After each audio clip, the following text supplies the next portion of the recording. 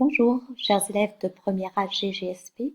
Dans cette vidéo, je vais vous montrer quels sont les fondements de la puissance des États-Unis, c'est-à-dire cette capacité à combiner le hard et le soft power, ce qu'on appelle parfois le smart power, pour obtenir un leadership, c'est-à-dire être en capacité d'imposer une forme d'influence tout à la fois politique, économique, culturelle, donc un leadership multiforme.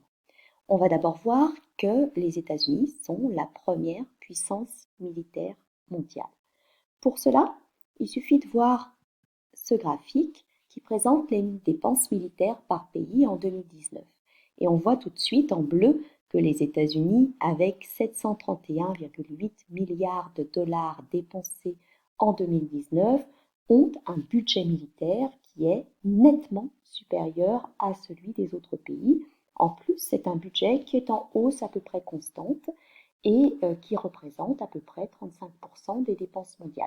On est loin devant la Chine, 261 milliards de dollars, ou même la France, encore plus la France, avec 50 milliards de dollars. Donc les États-Unis sont la première puissance militaire mondiale en termes de dépenses, mais aussi en termes d'avance technologique. Leur puissance repose sur plusieurs lieux stratégiques. Bien évidemment, il y a le cœur de la défense américaine. Vous reconnaissez ce bâtiment peut-être ne serait-ce que par sa forme. Regardez les 5 côtés. Il s'agit du Pentagone. Le Pentagone, on reconnaît également où se situe le Pentagone. On reconnaît ici ce qu'on appelle le Washington Monument, qui est le monument érigé en l'honneur de George Washington, qui est présent dans ce qu'on appelle le Mall. Le Mall aux États-Unis, c'est ce vaste parc ici qui va du Capitole jusqu'à Washington Monument, qui comprend beaucoup de très nombreux monuments commémoratifs et des musées à Washington.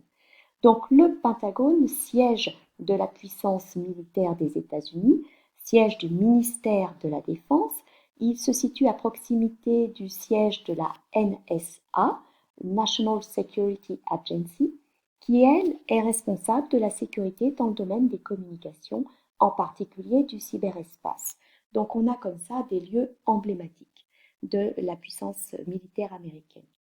Cette puissance militaire américaine, elle s'appuie sur une industrie très performante et participe bien sûr au hard power des États-Unis.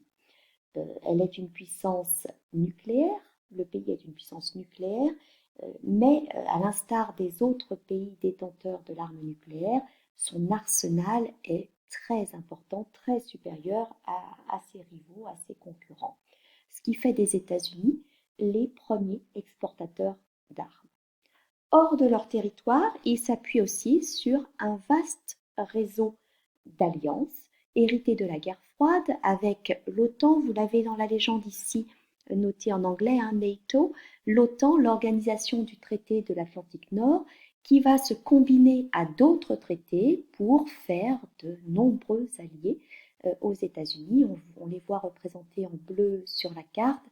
Donc avec l'OTAN, au sein de l'OTAN, il y avait le Canada, l'Europe occidentale, et puis il y a eu des traités avec l'Amérique du Sud, des traités avec l'Océanie, avec évidemment le Japon, mais aussi les Philippines, et puis des traités avec d'autres pays tels que la Turquie, l'Afghanistan, le Pakistan, l'Arabie saoudite, l'Égypte ou encore le Maroc, sans compter l'Islande. Donc de très nombreux pays qui sont de facto alliés militairement aux États-Unis. Vous avez également de très nombreuses bases stratégiques. Elles sont représentées par ce figuré ponctuel ici, une étoile dans un rond bleu. Et on voit que ces bases stratégiques, elles sont présentes d'abord dans les océans du globe, avec les îles dans l'archipel d'Hawaï, ici Pearl Harbor, l'île de Guam, d'Okinawa, très présente autour du Japon, de la Corée, également présent dans l'océan Indien avec l'île de Diego Garcia ici, et puis très présent en Europe, de la Turquie jusqu'au Royaume-Uni, une base en Afrique ici à Djibouti. Donc des bases, elles sont à peu près 800 dans le monde qui concentrent 200 000 soldats, donc des bases stratégiques qui permettent aux États-Unis d'être une puissance militaire. Deuxième aspect de cette puissance, c'est la puissance économique. C'est la première économie du monde, les États-Unis. Cette puissance économique, on la voit immédiatement avec le PIB des États-Unis. Le PIB des États-Unis atteint en 2019 21 trilliards de dollars, c'est-à-dire 21 000 milliards de dollars, ce qui place le pays au premier rang mondial, que ce soit d'après les données de la Banque mondiale que des données du Fonds monétaire international.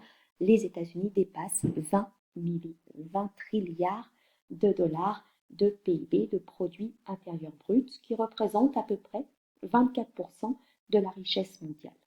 Ils sont la première puissance agro-industrielle mondiale, c'est-à-dire que leurs ressources agricoles en font le premier exportateur au monde, avec des rangs très, très performants en ce qui concerne par exemple le maïs. Vous avez ici sur cette carte ce qu'on appelle la Corn Belt, c'est-à-dire le lieu de production du maïs.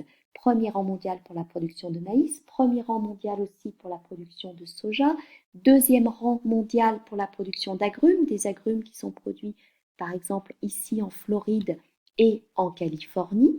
Donc vous avez un territoire qui est bien valorisé pour les ressources agricoles, une agriculture qui s'appuie sur l'industrie américaine. Deuxième trait de cette économie mondiale, c'est l'importance de l'industrie et les performances industrielles des États-Unis. Je vous ai mis ici plusieurs photos qui montrent dans quel domaine s'exerce cette puissance économique. D'une part, l'automobile, ça c'est une industrie traditionnelle des États-Unis qui a connu une prise, puis qui connaît actuellement un renouveau qui a très marqué le nord-est des villes, notamment comme Détroit aux États-Unis. Et puis, vous avez surtout les performances des États-Unis dans l'industrie de haute technologie, qui mobilise la haute technologie. Vous avez par exemple ici l'entreprise européenne, le consortium Airbus, qui s'implante aux États-Unis dans le domaine de l'aéronautique, de par ses performances, de par sa main-d'œuvre qualifiée. Vous avez ici un autre exemple des performances dans la haute technologie avec la construction de bateaux de plaisance à partir d'imprimantes 3D. Et enfin, vous avez ici un site, de la même manière que vous aviez un site européen, là c'est l'entreprise française Sanofi qui est implantée aux États-Unis pour profiter des avancées dans le domaine de la biotechnologie aux États-Unis.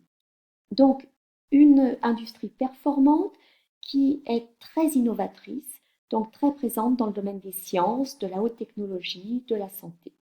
Les États-Unis sont aussi un acteur mondial majeur par leurs firmes transnationales. Vous avez ici le palmarès des firmes transnationales par le chiffre d'affaires de ces entreprises. On voit qu'au premier rang de ces FTN, vous avez la grande distribution américaine, les hypermarchés Walmart, mais vous avez aussi d'autres entreprises dans le domaine de la finance, dans le domaine du numérique avec Apple, dans le domaine du pétrole, de l'énergie avec ExxonMobil, dans le domaine de la santé, elles sont nombreuses à être présentes, qu'il s'agisse de CVS par exemple ou de United Health Group dans le domaine de cette santé, dans le domaine également de l'automobile avec General Motors. Donc l'importance de leurs firmes transnationales et puis l'importance également des investissements. Alors quand on parle d'investissements directs étrangers, il y a les investissements entrants, comme vous les voyez ici, c'est-à-dire ceux qui sont faits par des entreprises étrangères aux États-Unis. Et vous avez les investissements sortants, c'est-à-dire ceux qui sont faits par les États-Unis dans des entreprises étrangères à l'étranger. Et on voit bien que ça soit pour les IDE entrants que pour les sortants, les États-Unis sont au premier plan pour les investissements à l'étranger, ce qui est un signe de leur puissance économique. Enfin, ils sont une puissance financière. Vous reconnaissez ici le NYSE, ce qu'on appelle communément Wall Street, la bourse de New York. Vous avez en haut à droite le bâtiment de la bourse de New York. Et puis en bas à gauche, pardon, pas à droite mais à gauche, en bas à gauche, vous avez le logo de la bourse de Chicago, une bourse très importante parce que c'est elle qui fixe les prix des matières premières et des produits agricoles. Et là, on voit bien l'importance financière des États-Unis. Enfin, pour terminer, après la première économie du monde, la culture des États-Unis, le rayonnement culturel des États-Unis, et là on est plus dans le soft power des États-Unis. Les États-Unis conservent une domination dans la production intellectuelle mondiale de par leurs universités, et là je vous projette une image du classement de Shanghai, le classement des premières universités. Et si vous voyez les 10 premières universités ici, 8 sont américaines, viennent des États-Unis, les 2 autres sont britanniques, Cambridge et Oxford, mais vous avez les principales universités mondiales, les plus prestigieuses qui sont aux États-Unis, avec l'université de Chicago, les universités bostoniennes d'Harvard et le MIT. Vous avez l'université de Columbia à New York, de Princeton dans le New Jersey, en Californie, les universités de Berkeley et Stanford, ou encore la California Institute of Technology. Donc ces universités sont très prestigieuses. Souvent, elles participent à la formation de ce qu'on appelle des clusters, c'est-à-dire des espaces où on va retrouver les universités, les centres de recherche et des entreprises qui vont travailler en collaboration. En particulier, dans ces clusters, vous avez la Silicon Valley californienne. Là, vous avez une photographie du siège d'Apple dans cette Silicon Valley. C'est là qu'on va trouver les plus fortes innovations avec en particulier l'implantation des GAFAM.